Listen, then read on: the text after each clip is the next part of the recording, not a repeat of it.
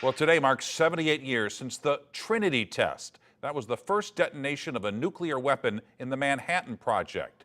A new Hollywood film about J. Robert Oppenheimer, the father of the atomic bomb, opens this week. It comes as momentum builds behind a bipartisan push for Congress to clean up nuclear waste contaminating Coldwater Creek. Tonight, our political editor, Mark Maxwell, talked with local moms fighting for years to raise awareness around this issue. Mark? Mike, when people think about the Manhattan Project, most people might picture a southwestern desert or a war room on the Potomac. Few people think of St. Louis, where those volatile ingredients were first produced. Now, local activists hope the hype from an epic movie might shine a spotlight on the festering problem here.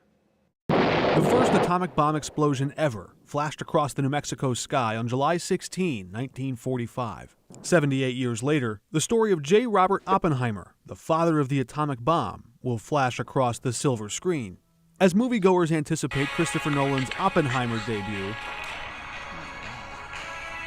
the previews hit close to home for Dawn Chapman. Do you think you'll go see the movie?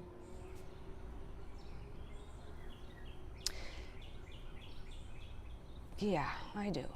I think I have to. The movie scene is set at the 1940s era secret lab in Los Alamos, but the radioactive ingredients for that atomic bomb were built here in St. Louis. Classified records revealed just last week proved officials knew back in 1949 that the radioactive waste threatened Coldwater Creek. It's so weird that they coincide, right? It's happening at the same time. Chapman leads Just Moms to hold those companies and the government accountable for the health risks that followed. This zip code has an almost 300% increase in brain cancer under the age of 18 that the state has identified. As families prepare to pack the theater this weekend, I just sat at Children's Hospital for one of my kids to get a pretty scary scan. She hopes to draw their attention to the fallout that reverberates decades after the first blast. You know, what happens if you're exposed to just little amounts over a long period of time? Chapman is pushing Congress to act to clean up the radioactive waste and compensate victims and their families. Why not? We went over and we helped clean up after the bombs that we dropped in Japan. But yet we're still leaving radioactive waste from the making of those bombs on our own soil.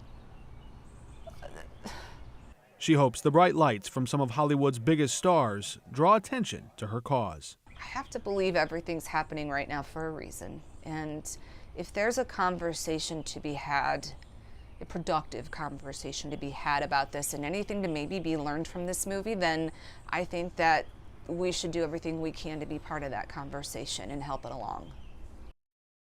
It along too. The federal government's plan to clean up Coldwater Creek is scheduled for a deadline of 2038. That's nearly a century after the federal government first launched the Manhattan Project. Thanks.